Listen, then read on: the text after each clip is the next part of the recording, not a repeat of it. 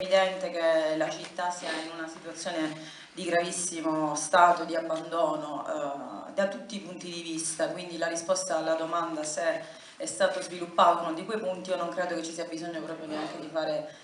il bilancio di metà mandato, perché purtroppo la nostra città è in condizioni pietose, per non dire peggio.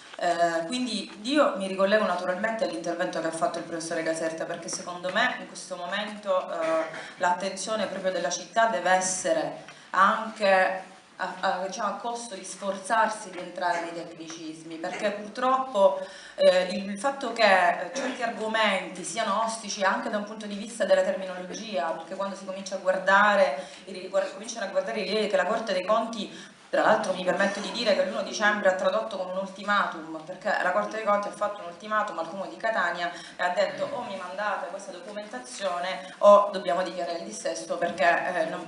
non avete rispettato il piano di riequilibrio finanziario. Quindi dobbiamo partire da là, ma dobbiamo partire da là per un semplice fatto, perché se non ci sono i soldi per fare le cose non si può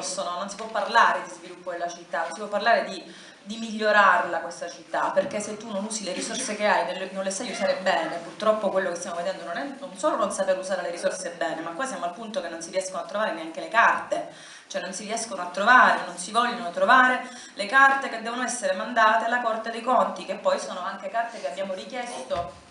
noi come parlamentari facendo degli accessi agli atti sia nazionali che regionali, quindi firmata, cofirmata dai nostri deputati regionali che hanno